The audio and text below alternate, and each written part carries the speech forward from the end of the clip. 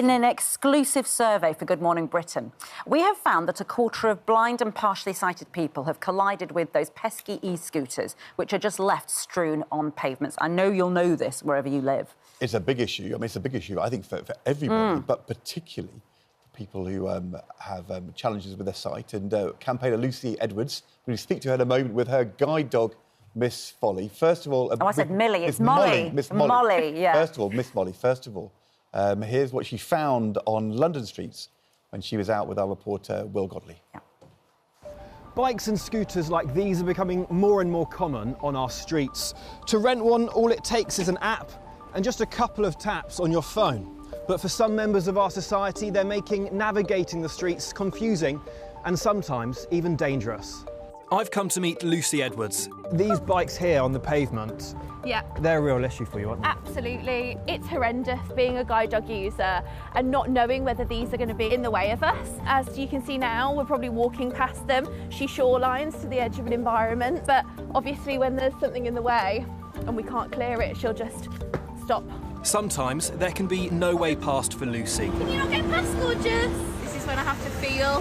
She's like, Mommy, are you sure you want to go this way? We can't get by unless you squeeze. I feel horrendous, so degraded and so dehumanised.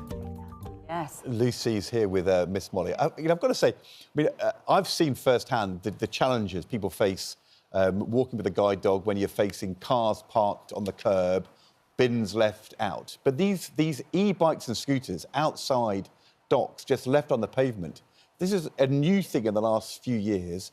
And it must be a total nightmare. Absolutely. I am often crouching down on the floor, feeling in front of me, and I'm very demure. I'm a business owner. I've got a very nice outfit on usually, and I don't want to be like basically just feeling on the floor when I'm going to a meeting just because there's something in the way. I just feel very dehumanised, as I said. That's the only way to actually kind of get around them, to actually get on the floor and find a path. Disgusting. Absolutely, yeah. Miss Molly, she stops for me. There's different, cues that she gives me as a guide dog to tell me what's in front of me. But at the end of the day, if there's no way past, that I have to feel, and it just feels very awkward. And what do you want to happen? I mean, I was in Paris during half-term for a couple of days, and my son went on an e-bike near the Eiffel Tower. And there, you could not leave it anywhere because you had to dock it somewhere. And so, you had to plan it, you had to go... I didn't mind, but I didn't realise you didn't have to do that here because we don't use them in this country. I've never used one here. Absolutely, and I think this is what we are campaigning for. So there needs to be more docking stations. The fines are not sufficient. You can leave an e-bike or an e-scooter somewhere and get a couple of quid fine, and it can happen again and again, and you think, oh, it's worth it, I'll run to my meeting. But unless you know someone who's disabled in your life, or someone with a wheelchair, or a pram even, getting by, unless you're in that scenario yourself, you don't know how it's affecting someone. But also, we're looking at the rest of the built environment. How are we, preparing our pavements to be have more tactile paving, and understand that, these e-bikes need a low vocal sound. So, when I'm on my mobility routes with my guide dog instructor, we're hearing those e-bikes, and it's a noise that is recognised, throughout the UK. Mm-hmm.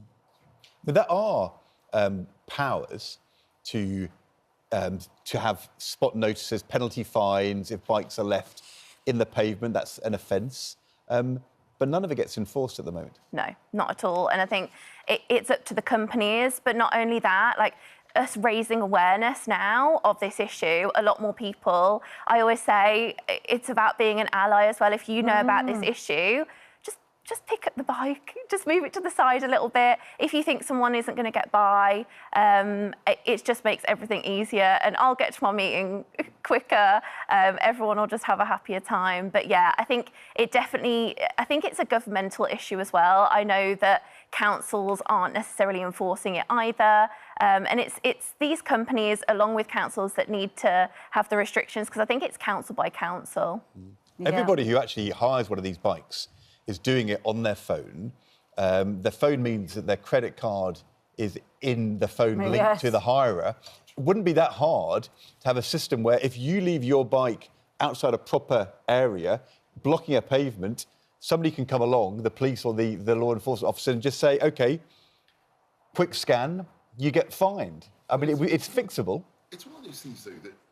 I mean, it's terrible, but it's happened very, very quickly. Yeah. I mean, where I live in London, people are just leaving bikes on the pavement, and also people are scooting on pavements as well. So the pavement is a much more dangerous place than it was even 5 years ago. And I think, as you say, like in a lot of these things, councils, governments are quite slow in reacting to changes like this. I'm like you, I've never used these bikes, and I just sort of assumed that you'd have to leave them in designated docking places. I'm really surprised and shocked, actually. Yes, some me places, too, actually, Lucy. In some parts of London, you can't end the contract unless you're in the right place. Exactly. But in other areas, you can leave them anywhere. Yeah, but I travel a lot for work, and throughout Europe, it's so amazing. There's loads of docking stations, and my husband audio describes it to me. It's like, if only we had that in London, it would be so much more simple.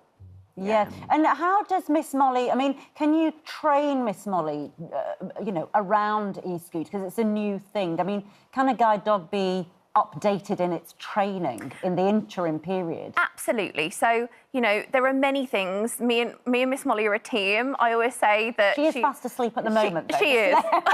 She doesn't do telly appearances that well in talking. Yeah. But no, I think in terms of like going out and about, we're a team. So she will tell me about all of the objectives in her mind that she sees. And at the end of the day, if I can't hear it, though, and I don't know it's coming towards me, she will swerve me away from things. But how am I hearing that audible signal in order to be able to tell her what to do? I just, it You're needs to be amazing, sorted. by the way, Lucy. Thank you so You much. are absolutely fantastic. Always with a smile, but giving a really strong message. Thank you. You know, brilliant.